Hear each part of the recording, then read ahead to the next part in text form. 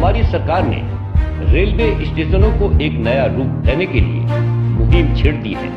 अब आपको नई परियोजनाओं के तहत रेलवे स्टेशन किसी हवाई एयरपोर्ट से कम नजर नहीं आएंगे।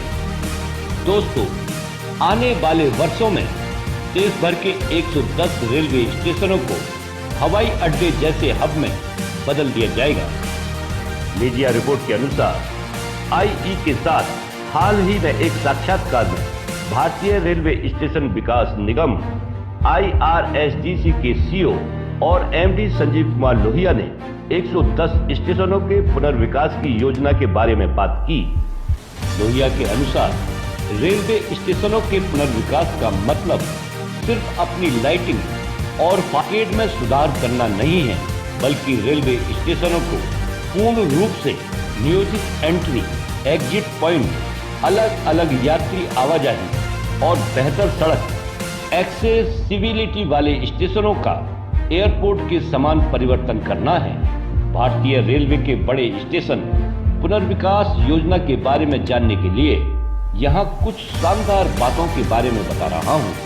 देश भर में 110 स्टेशन जिन पर एक विस्तृत परियोजना रिपोर्ट DPR तैयार की जा रही है। IRSDC 60 स्टेशनों पर परियोजना रिपोर्ट तैयार कर रहा है, जबकि रेलवे भूमि पुनर्विकास प्राधिकरण RLDA अन्य 50 स्टेशनों पर काम कर रहा है।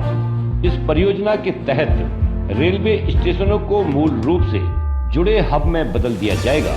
इसके अलावा यात्रियों के सभी वर्गों के लिए पर्याप्त प्रतीक्षा कक्ष उपलब्ध कराए जाएंगे और इस प्रकार किसी को प्लेटफॉर्म पर सोना नहीं पड़ेगा।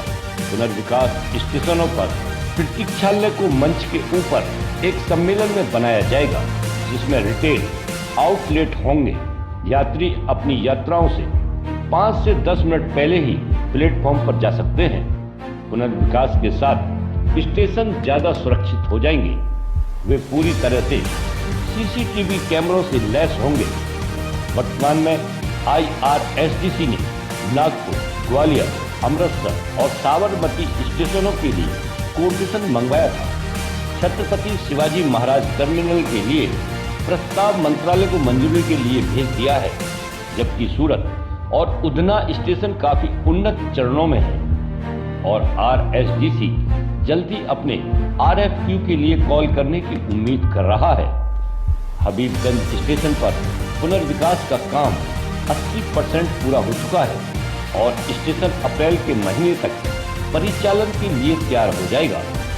गांधीनगर स्टेशन पर काम अगले कुछ महीनों में खत्म हो जाएगा। पहले 50 स्टेशनों को उपयोगकर्ता के शुल्क के साथ भूमि मुद्रीकरण के माध्यम से धन के पुनर्विकास के लिए PPP मॉडल पर बोली लगाई जाएगी, जो कि नाममात्र निश्चित राशि टिकट की कीमत का हिस्सा होगा। लोहिया ने आगे कहा कि वित्तीय पूंजी में किसी के पास पट्टे पर संपत्ति हो सकती है, इसलिए मकान लीज पर होंगे, जहां कोई निश्चित समय के लिए मकान का मालिक हो सकता है और उसके बाद लीज वापस टेबल पर और फिर भारतीय रेलवे को हस्तांतरित कर दी जाएगी। इसलिए कोई भी जमीन नहीं बेची जा रही है और पूरी परियोजना लीज ओनली मॉडल पर है और भूमि क्षेत्र की लीज अवधि जहां आवासीय विकास किया जा रहा है, उसको बढ़ाकर 15 वर्ष की तुलना में 99 वर्ष कर दिया गया है। दूसरी ओर वाणिज्य विकास के लिए पट्टा 45 साल से बढ़ाकर 60 साल हो गया है। इसके अलावा इस प्रक्रिया को आसान बनाने के लिए एक सिंगल विंडो क्लियरेंस उपलब्ध कराया गया है। बोस्टन कंसल्टिंग ग्रुप द्वारा A1 श्रेणी के स्टेशनों को अध्ययन किया गया है। भूमि उपलब्धता, वाणिज्य क्षमता, यात्री फुटफॉल के आधार पर और कंपनियों के कुछ स्टेशनों को प्राथमिकता दी है। IRSDC वर्तमान में उन प्राथमिकताओं पर काम कर रहा है।